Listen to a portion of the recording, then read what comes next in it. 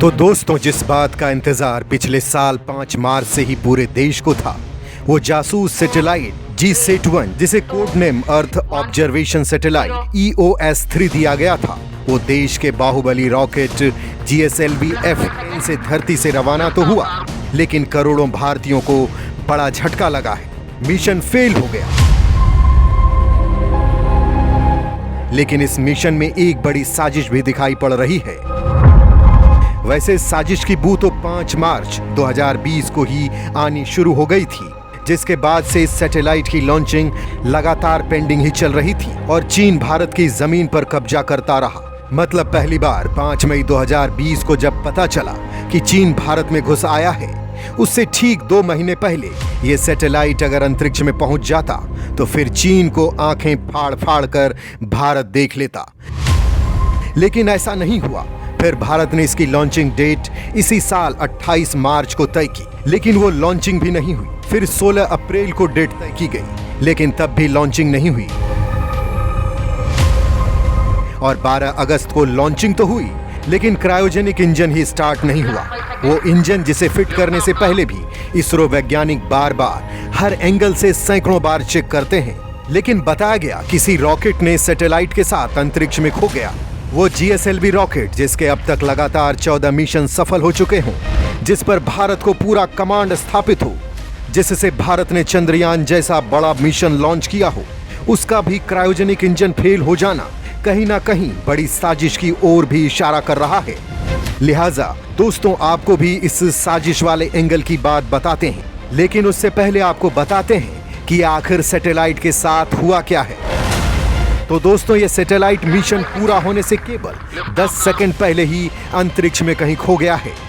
Mission control centre को rocket के तीसरे स्टेज में लगे क्रायोजेनिक इंजन से 18.29 मिनट पर सिग्नल और आंकड़े मिलने बंद हो गए, जिसके बाद मिशन कंट्रोल सेंटर में वैज्ञानिकों के चेहरों पर तनाव की लकीरें दिखने लगी। इसके बाद इसरो प्रमुख ने कहा कि क्रायोजेनिक इंजन में तकनीकी खामी पता चली है, जिसकी वजह से यह मिशन पूरी तरह से सफल नहीं हो पाया और हमारा वो सैटेलाइट अनंत ब्रह्मांड में खो गया। अब बात आती है असली साजिश वाले एंगल की, तो वो आपको बताते हैं।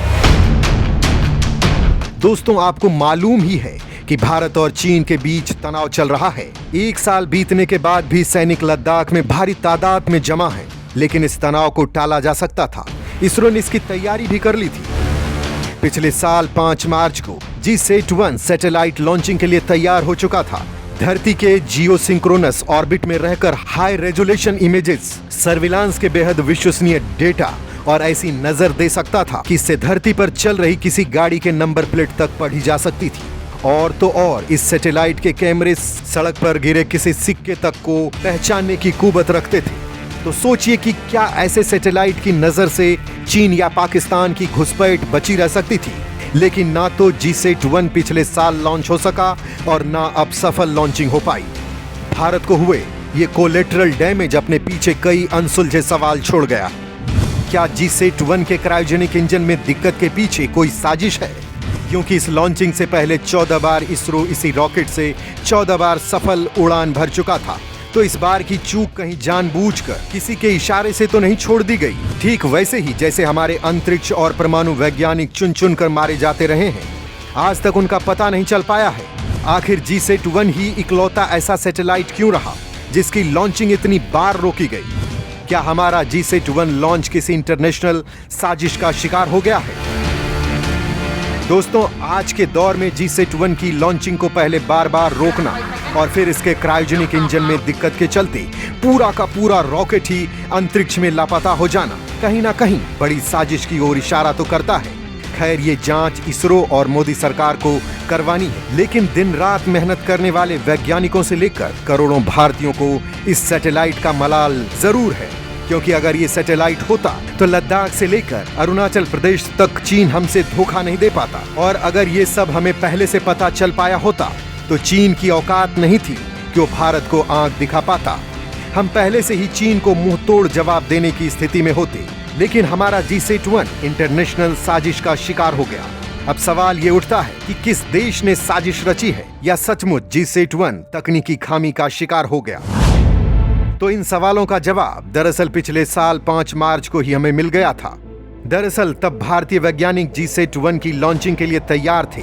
लॉन्च का काउंटडाउन शुरू होने से पहले ही इसे रोक दिया गया और रोकने के कारण पहले बताया गया कि सैटेलाइट की बैटरी में प्रॉब्लम है, फिर बताया गया कि ऑक्सीजन की दिक्कत है, बाद में नई डेट्स को लेकर कभी बताया गया लॉन्च स्टाफ को कोरोना हो गया है, तो कई और एक्सक्यूजेस सामने आते गए। लेकिन पिछले साल मलयालम पत्रिका काला कौमुदी ने एक रिपोर्ट में अमेरिकी साजिश का खुलासा किया था। 15 मार्च 2020 को काला कौमुदी ने कि आखिरी वक्त में सैटेलाइट लॉन्चिंग अमेरिका के दबाव में रोकी गई। मतलब इस सैटेलाइट से सबसे ज्यादा पेट में दर्द तथाकथित दोस्त अमेरिका को ही हो रहा था। ये वही अमेरिका था जिसने रॉकेट के क्रायोजेनिक तकनीक को लेकर कभी रूस को मना करवा दिया था। 90 के दशक में भी जो बाइडेन ने भारत के स्पेस प्रोग्राम में अड़ंगा लगाया था, उस वक्त बाइडेन के कारण ही भारत को रूस से क्रायोजेनिक तकनीक नहीं मिल सकी थी। और इस बार GSAT-1 की तगड़ी खूबियों के कारण अमेरिका को डर था कि अगर ये लॉन्च हो गया तो अंतरिक्ष क्षेत्र में दुनिया में कायम उसका दबदबा घट जाता, क्योंकि GSAT-1 अपने ताकतवर कैमरे से अमेरिका के घरों घरों में भी झांक सकता था, वो भी लगातार। यानी चीन ही नहीं, अमेरिका भी इस सैटेलाइट से बुरी तरह डरा हुआ था और साजिशों का पिटारा तो वहां से अक्सर खुलता ही रहा है। अब आप सोच रहे होंगे कि आखिर इस सैटेलाइट में ऐसा क्या था, तो दोस्तों असली कहानी यहीं से शुरू होती है। दरअसल ये सैटेलाइट 1 से 50 मीटर से 1.5 किलोमीटर के रेजोल्यूशन में फोटो ले सकता था। साथ ही इसमें इमेजिंग कैमरे की एक विस्तृत श्रृंखला थी। दूसरा, ये इंफ्रारेड और थर्मल इमेजिंग करने में सक्षम था। इन कैमरे में हबल टेलीस्कोप जैसा 7 mm का एक टेलीस्कोप लगा था। इसमें 42 मीटर रेजोल्यूशन का multi spectral visible and near infrared, 318 metre resolution का hyper spectral visible and near infrared और 191 मीटर रेजोल्यूशन का hyper spectral short wave infrared camera लगे थे। ये दुनिया का सबसे एडवांस स्पाइस सैटेलाइट्स में से एक था। दोस्तों, इसरो ने अभी तक जियो ऑर्बिट यानी धरती से 36,000 किलोमीटर दूर की स्थैतिक कक्षा में किसी रिमोट सेंसिंग यानी अर्थ ऑब्जर्वेशन सैटेलाइट को नहीं तैनात किया था। यह पहली बार होता जब EOS-3 इतनी दूर पर भारत की तरफ से अपनी नजर गड़ाकर निगरानी करता। आप यूं भी कह सकते हैं कि भारत अपनी सुरक्षा के लिए अंतरिक्ष में CCTV लगा रहा था। यह सैटेलाइट पूरे दिन भारत की तस्वीरें लेता रहता। हर आधे घंटे में यह पूरे देश की तस्वीर लेता रहता, जिसे जरूरत के हिसाब से इसरो के वैज्ञानिक या देश के अन्य मंत्रालय या विभाग प्रयोग कर सकते थे। इसरो ने पहली बार 4 मीटर व्यास वाले ओजाइब आकार के सैटेलाइट को GSLV की नाक में रखा गया था। यानी EOS-3 सैटेलाइट OPLF कैटेगरी में आता है। इसका मतलब ये है कि सैटेलाइट 4 मीटर व्यास के मेहराब जैसे दिखाई देता है। ठीक से कहें तो अब तक इस तरह का लंबा सैटेलाइट भारत की तरफ से अंतरिक्ष में स्थापित नहीं किया गया था, जिसकी आंखों से भारत की सीमा पर किसी तरह की गतिविधि बसती नहीं। ऐसे सैटेलाइट्स को आमतौर पर धरती की निचली कक्षा यानी करीब 600 किलोमीटर वाले ऑर्बिट में स्थापित किया जाता है, जो देश किसी हिस्से से गुजरने के बाद एक निश्चित टाइम के बाद ही दोबारा फिर वहां पहुंचते हैं।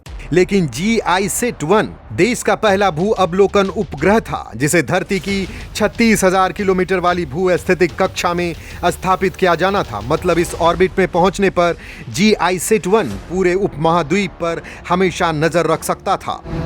यानी इससे रियल टाइम पिक्चर मिल सकती थी।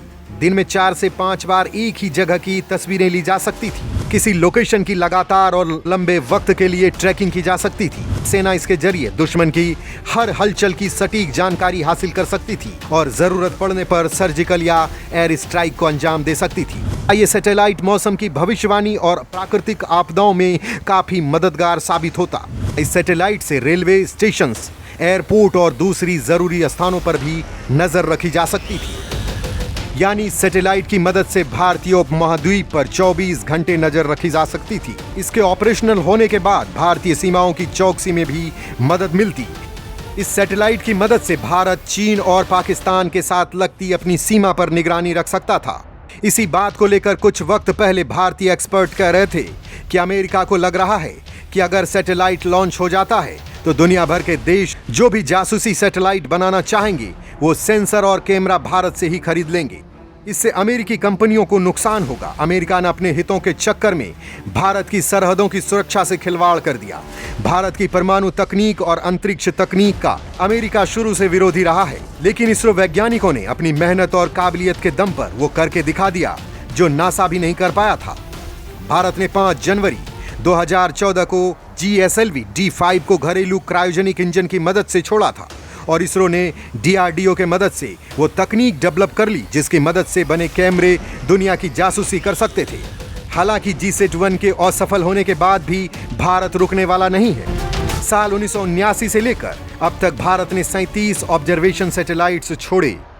इनमें से 2 लॉन्च के समय ही फेल हो गए थे, लेकिन अब बहुत जल्द इसरो दूसरा जियो इमेजरी सैटेलाइट EOS-2 लॉन्च करेगा जो देश की सुरक्षा के लिए खास तरह के उपकरणों से लैस होगा, जिसमें थर्मल इमेजिंग कैमरा लगा होता है जो रात के अंधेरे में गर्मी के अनुपात से आकृतियों का पता लगाकर ये जानकारी हासिल की जा सकेगी कि दिखने वाली आकृति जानवर है या इंसान। इससे देश की सीमाएं ज्यादा सुरक्षित होंगी, साथ ही देश की आंतरिक सुरक्षा के लिए भी फायदेमंद होगा।